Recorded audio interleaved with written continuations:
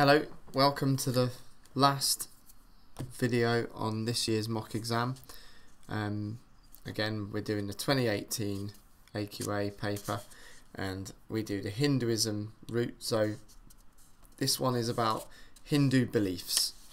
So let's just get straight into it because I think you know what's going on by now. So which one of the following is the Hindu name for the eternal inner self, or brackets, soul? So what's the Hindu word for soul? Hopefully you remember it is Atman, the true self. Give 2 of the ages in the cycle of the 4 ages. This is quite a tricky question and I think it tripped a lot of people up. But if you remember the second lesson that you did on Hindu beliefs, it was all about how Hindus see the universe.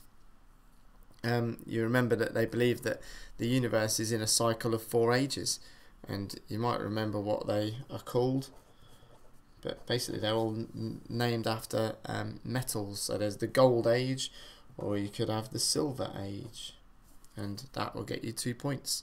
The other ones are the copper age, or I think one of the textbooks says bronze or copper, but you probably get credit for both.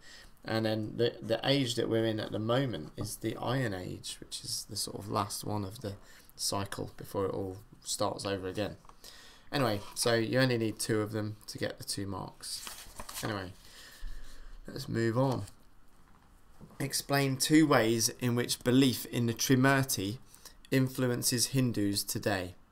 So hopefully again you remember what the Trimurti is. It's the 3 main gods of Hinduism, Brahma, Vishnu and Shiva. And you might remember that Brahma is the creator god, Vishnu is the preserver and Shiva is the destroyer. So how does believing in that influence Christians today? What might it make them do? Well, you could write something like, Hindus may choose to worship one aspect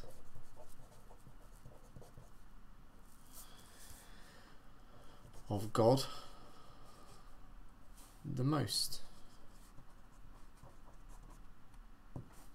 For example,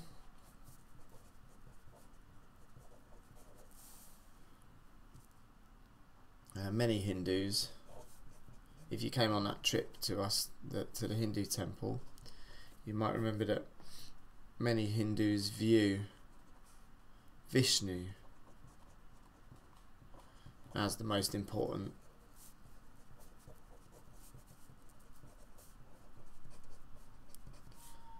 god. They think that Vishnu is a sort of person, an actual personal god that can interact with them. I'll just add something more on there actually. They may, or they probably will, have statues, or well, should call them murtis really. They may have murtis in their homes. And if not, they definitely have them in the temple, the mandir that they go to. I've got to think of another way now that it influences Hindus today. Oh yeah, by believing in the Trimurti,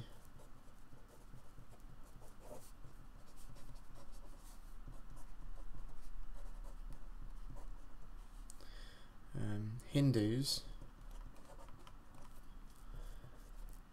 can begin to understand Brahman. Remember, Brahman is the ultimate, or the name given to the ultimate supreme spirit.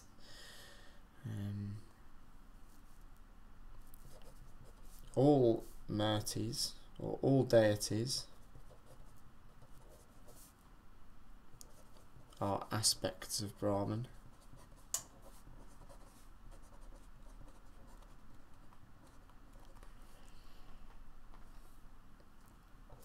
And they may understand the universe more.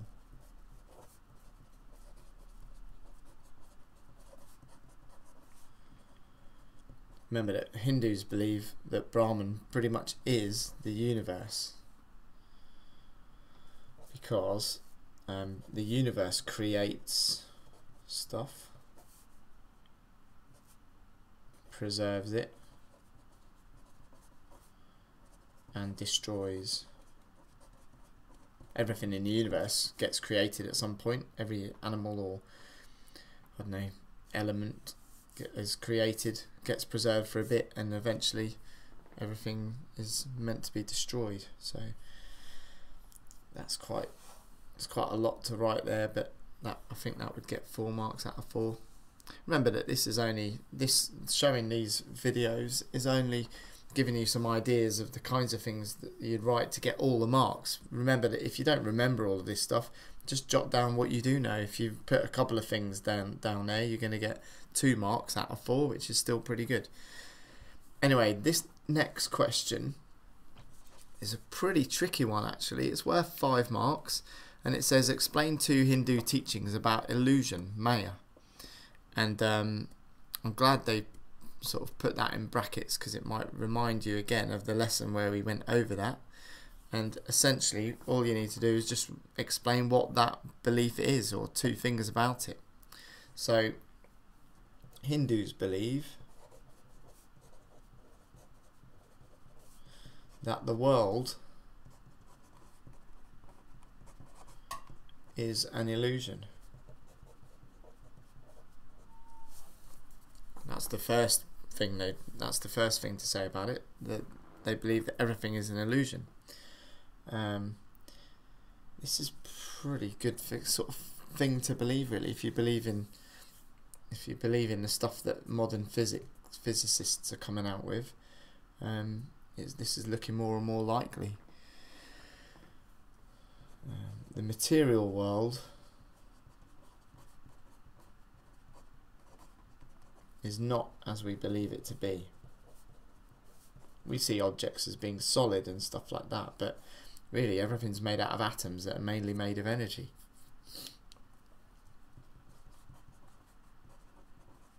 Actually, I'll write that in this to get more points. Matter is believed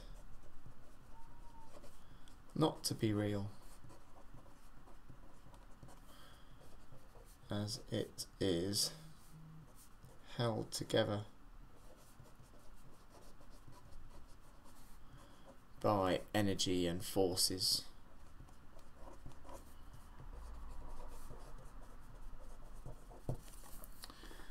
That'll probably get loads of points so far. I'll need to say something, some kind of religious teaching about it. Oh yeah, you might remember from that lesson that they believe Hindus use the analogy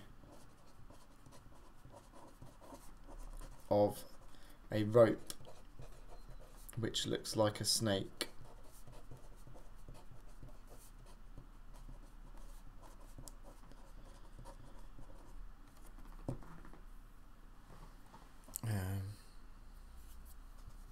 They believe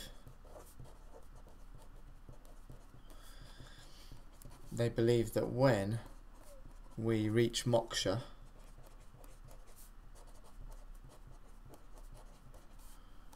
we will understand the universe for what it really is, or we will see the universe how it really is.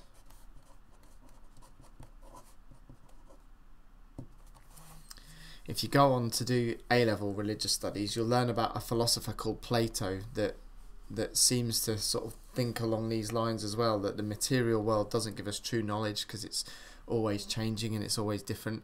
And if you can somehow get outside of the material world and see things for how they really are through reason and not through your senses, then you'll understand the truth of everything, really. Don't think I need to write anything more there though. That'll probably get 5 out of 5. Excellent. Right, one more question and then your analysis of your mock exam will be finished. This is a tough question actually, this last one. and it says human free will makes liberation, get into moksha, which is like the Hindu version of heaven, hard to achieve. So because you've got free will, it makes it hard to achieve moksha. So again, remember that you've got to start off by agreeing with it. So again, before you even think about it, just start writing that I agree with this because. Gives you a bit of thinking time. Although not enough thinking time for me because I still haven't thought of how to start. But I agree with this because if we can choose how to act, free will is all about choosing. That we've got choice about how to act, and it makes it hard to get to heaven basically if we can choose how to act. So I agree with this because humans can be very selfish.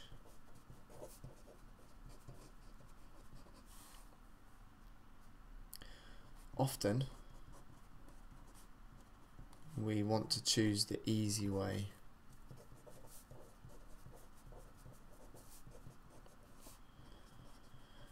The easy way to live.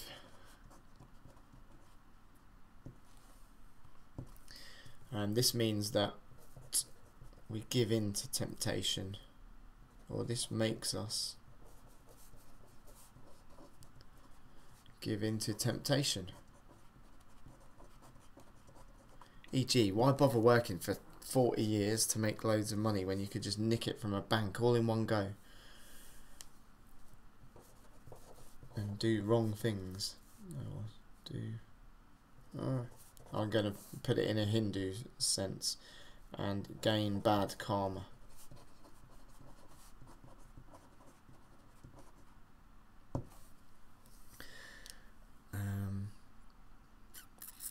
What else can I say? When we think of ourselves,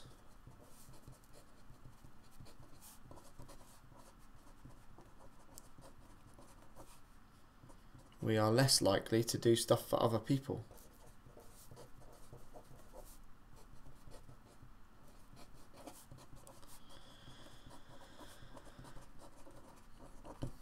Hindus believe in Sanatana Dharma,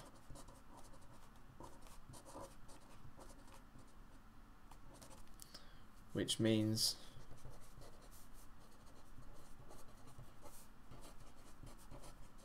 fulfilling your duties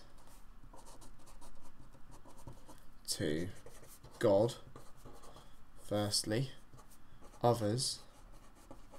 What else is in Sanatana Dharma? Oh yeah, look after the environment. And the environment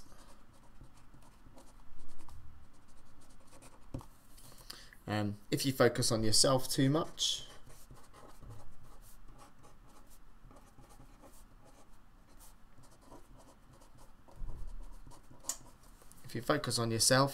you won't do your duty.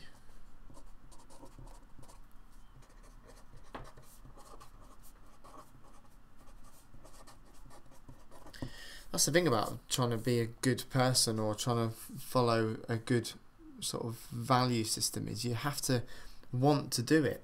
You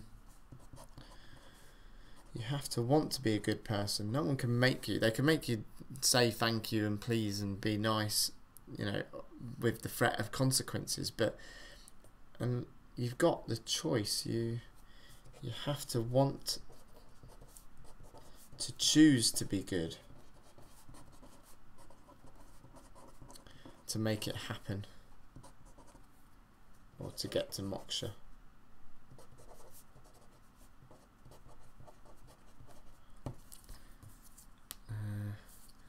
And even if you choose, it's quite difficult to actually be good. Even if everyone just decides, hey, I'm going to be really good, it's hard to actually then just do it. So even with the choice, it's going to be difficult. Or, what am I going to say? Even even when you choose to be a good person,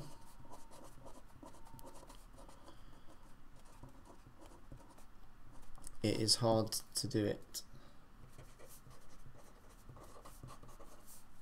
It's hard to stick to it. It is very easy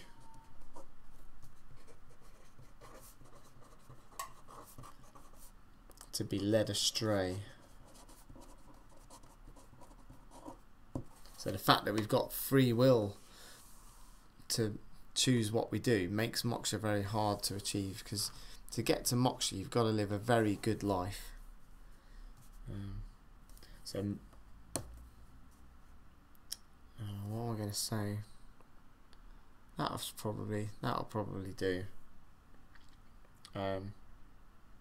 I'll just say temptations are very strong. Temptations. I can't write now. On the last bit, temptations are very strong, and it is very easy to give in.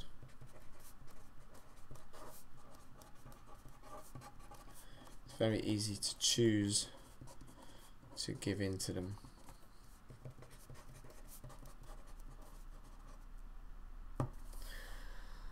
And free will makes this more likely to happen.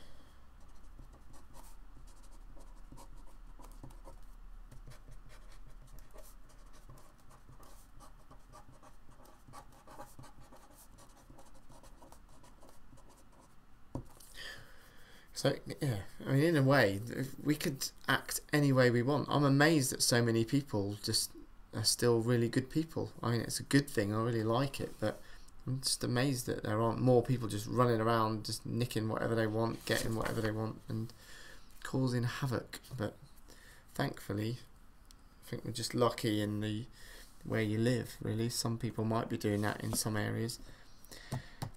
Anyway, now I need to disagree and say that this is getting quite complicated now, because when you disagree, you have to think, right, human free will doesn't make liberation, moksha, hard to achieve. So free will doesn't make it hard to achieve. Okay. I suppose in a way that's true, because free will, only through free will can it be achieved. So you could say free will is the only way to get to moksha.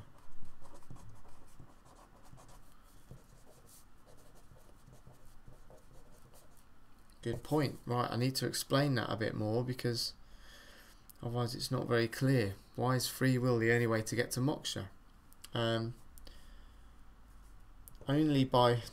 Only through choice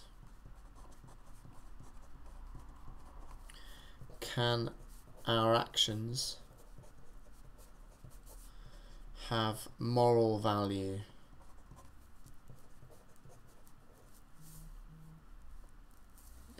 Only through choice can our actions have moral value. If we were all puppets of God. Has puppets got two T's? No. If we were all puppets of God, then everyone would be good.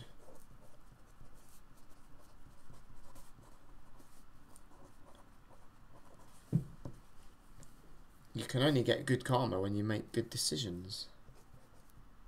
Yeah. Good karma comes from good decisions.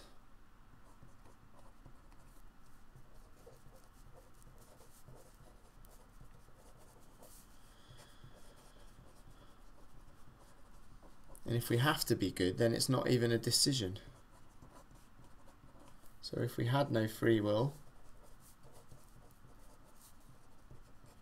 we can't even make any decisions.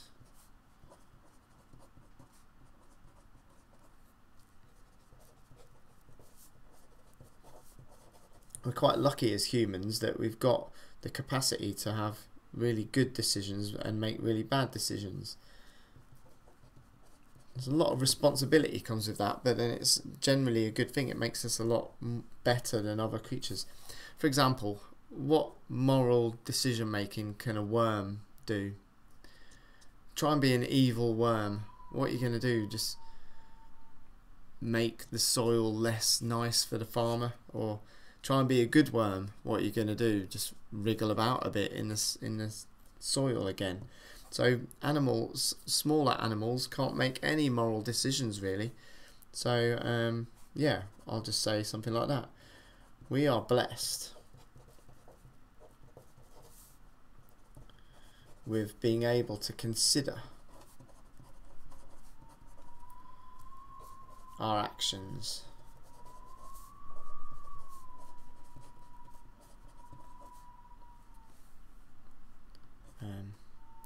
This helps us to get good karma.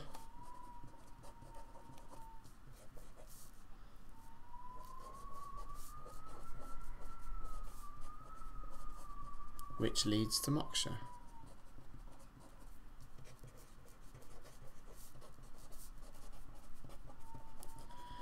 Excellent. Right. Can I say anything else? So it's, what's the thing saying again? Free will makes it moksha hard to achieve, and now I'm arguing that no, it doesn't. Oh yeah, you could argue that other things make moksha hard to achieve. So you could say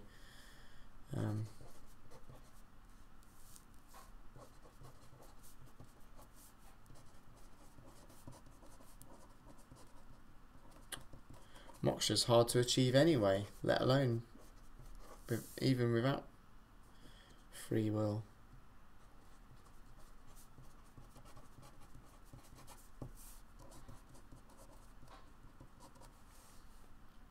It requires study of scriptures or study of texts. How else can you get to moksha? What are the 4 yogas? Good actions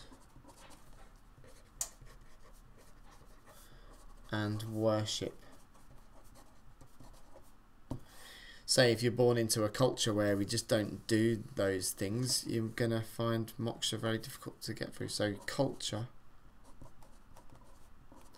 and upbringing or environment can make moksha hard to achieve.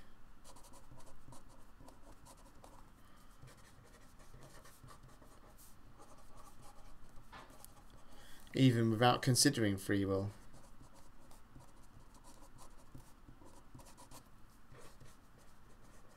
So that's saying that free will doesn't make moksha hard to achieve. Other stuff makes moksha hard to achieve. In fact, just to make it extra clear, I'm going to write that. It's not free will which makes moksha hard to achieve.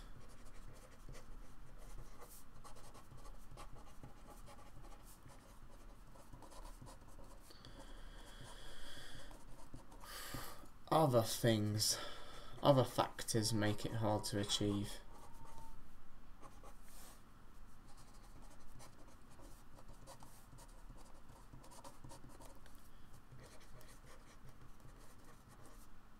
I mean, if you think about, right, get to moksha quickly, what are the things standing in your way? It's not the fact I've got free will.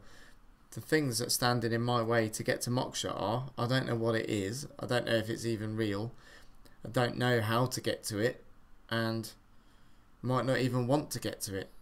Oh, that actually not wanting to is part of free will. I'm too muddled now. I'm just going to leave it and then write a little conclusion. So when you write your conclusion, just think, what do you actually think about this? So just read the question again. Human free will makes liberation, moksha, hard to achieve. Do I think it does? Do I think that it does do that overall? Yeah. I'll just say, overall, free will does make moksha hard to achieve.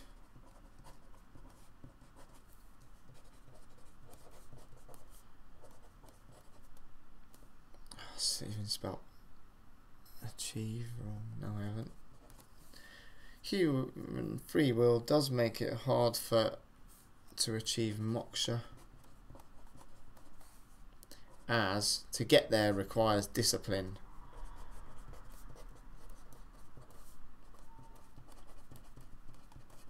Requires focus and discipline. Spelling's gone to pot. That's because I'm on the last sentence. Moksha, as to get there requires focus and discipline, and free will makes this difficult. It's hard to stay focused on something when you could just have the free will to go and do something else. It's been hard for me to sit and write these exams when I know I could just go and do something else. Free will makes this difficult.